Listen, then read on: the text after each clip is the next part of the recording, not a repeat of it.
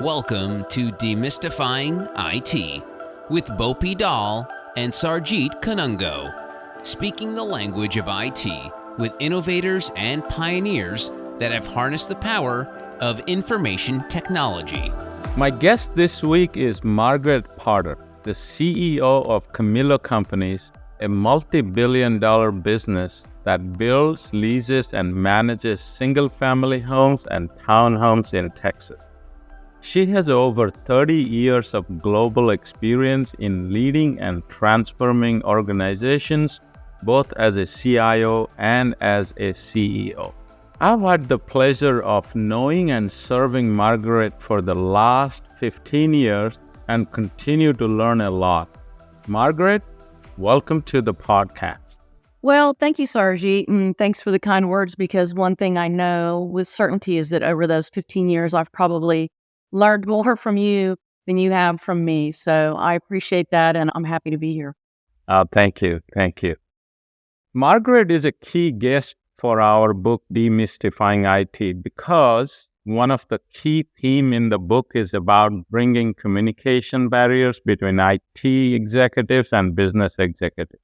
Margaret, as I mentioned, your career started in tech, and it is not often that a CIO becomes a CEO one day. Can you walk us through your evolution? Yeah, it was quite a winding road. It's a great question. I started my career as a software developer. And in doing that, especially back in my early days, I had the opportunity to work across multiple areas of the companies that I developed software for. So it was a great experience. I got to learn about accounting systems and sales and marketing and warehousing and distribution and manufacturing. So I was able to spend a lot of time with business unit leaders across multiple aspects of the business. And I find that I have maybe too much intellectual curiosity at times. And so I'm always fascinated by digging into and learning more about those business sides of things. And so in those early days, I was learning a lot about different aspects of a company. And over time, I really started to develop my own thoughts around how those organizations could improve.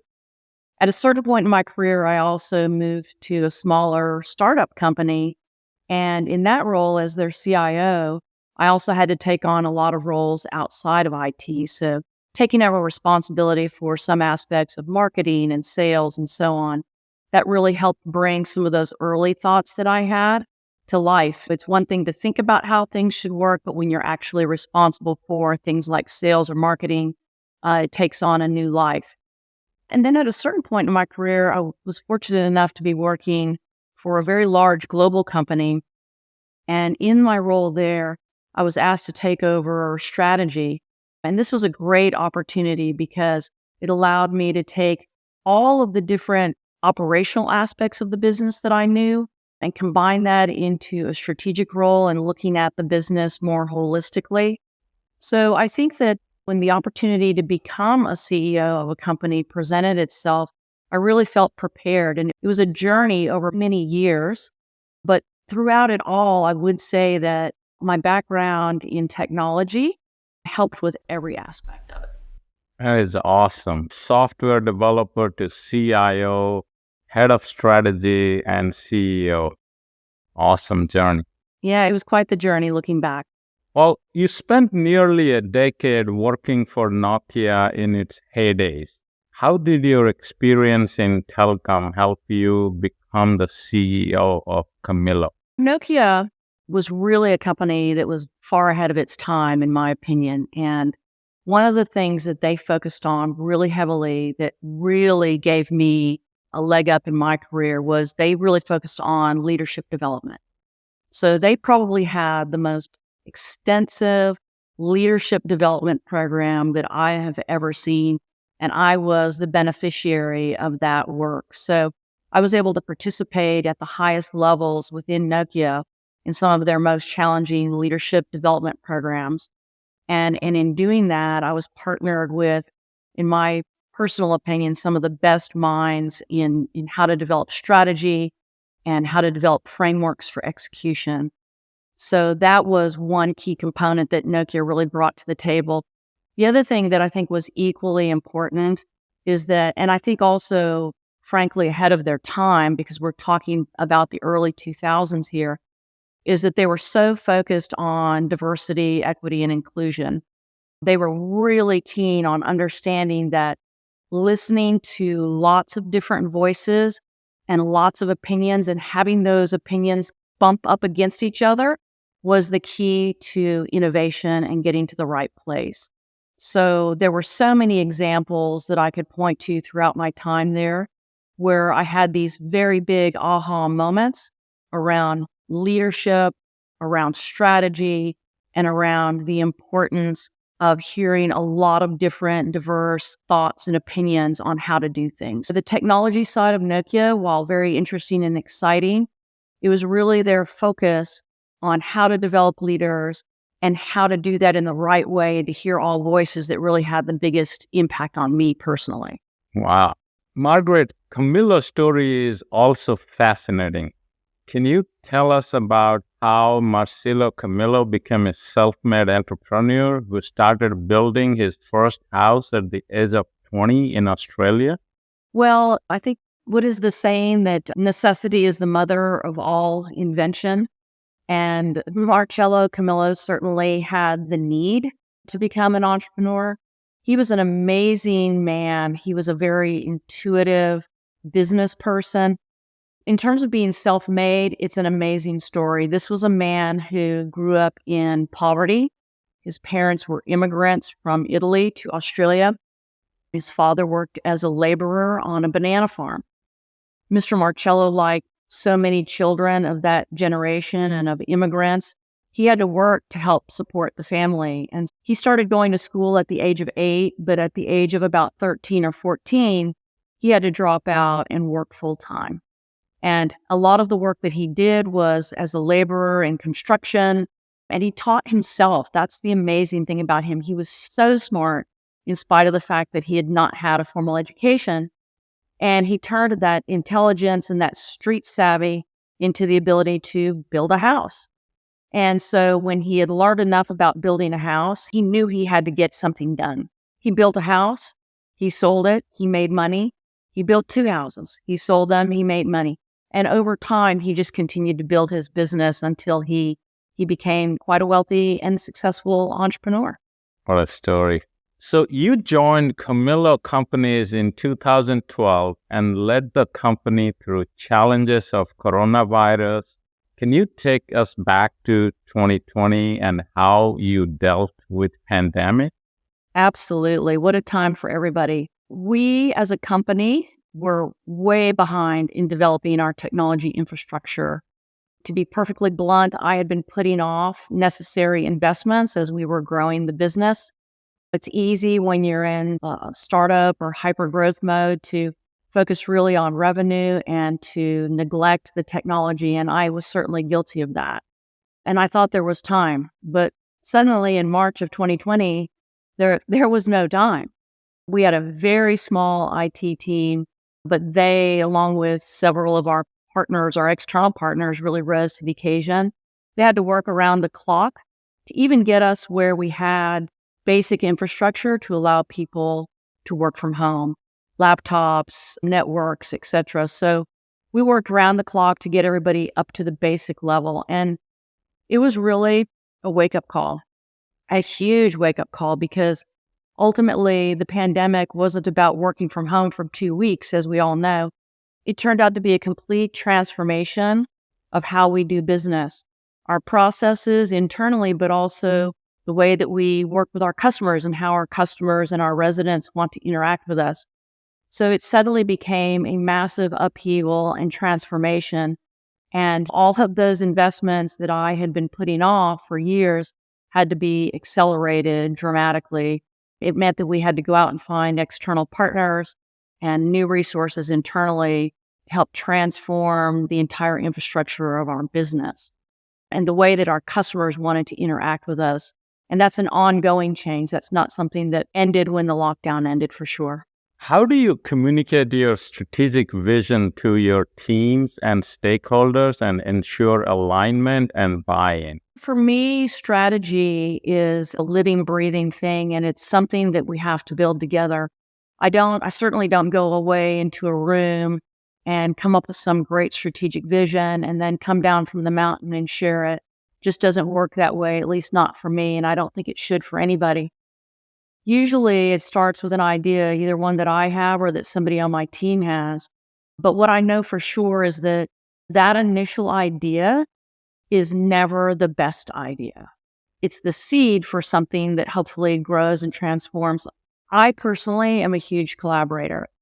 And so when I have an idea or somebody on our team has an idea, we really first start to socialize it with each other. So in sort of a small group setting, we start to talk through. And that's when the idea starts to get some oxygen and it starts to grow and shift and morph into something much better than the original idea. And when we feel like we really have something and we're really ready to flesh it out fully, I like to bring the whole team together, whether that's in a workshop fashion or it's part of our weekly team meetings, where we really go through and vet the idea and most importantly, get all of the challenges to the idea. Really talking about what they think, hearing all of the opinions, going back to that concept that I learned at Nokia that you need to not just hear everybody's voices, but make sure that you're creating space for the quiet people to also bring their voice to the table. So really encouraging people to bump up against the ideas and challenge each other. And then once you get past that point, it's really about really focusing on change management. You can't underplay the need to communicate and over-communicate and not deliver a half-baked idea. When you deliver the message to the entire organization, you really want to leave as little room as possible for fill in the blanks. You want everybody to receive the vision and the story in such a way that they all get it in the same way. And typically what we do then is we'll deliver that message, but then we'll go into smaller breakouts where people really have an opportunity to interact with the ideas, discuss the ideas so that when they walk away, they weren't just listening to someone communicate a strategy or a vision to them. They interacted with it and it really resonated and became a part of their thought process. Fascinating. How do you attract, retain, and develop talent with the right skills and competencies for the digital age? Well, I think it's because we start by looking for those attributes first. When we're looking at candidates, yes, we'll say we are looking for certain business experience, but the number one attribute that we look for are people that have those attributes that we really want that can be successful in this age. And so the business knowledge, we know if we find somebody that is smart, sharp, engaged with technology, can see the future, they can learn our business. That's the first part in terms of attracting. In terms of retaining, we're not perfect by any means, but we really do mean it when we say that we put our employees first. And that starts with really listening to them. So annual engagement surveys, spot surveys, getting out and conducting town halls, really walking the halls and listening to what people have to say. So really developing the culture of the company is a huge focus for us. And I think that goes a long way in helping to retain people. Benefits and all of those things are table stakes. So retention really speaks to all the other things that you do. And then I think in terms of retaining, not just retaining, but retaining people and the right skills and competencies for the digital age. We engage in training programs from the very top to the very bottom of our company. And the training programs are not technology training programs, really. They are training programs that help people become better people and become better leaders. So when you think about things like 7 Habits for Highly Successful People or Simon Sinek's Learning Start with Why or The Infinite Game, these are the focuses that we put into training. So our training is designed to give people the right ways of thinking about things, the critical thinking skills, the leadership skills, so that they can adapt and shift because everything's moving so quickly. There's so much change happening all the time that we focus on that kind of training as opposed to saying we're just going to focus on very specific job skill training. Makes sense. Better people, better leaders. Yep. How do you incorporate sustainability and social responsibility into your practices and choices?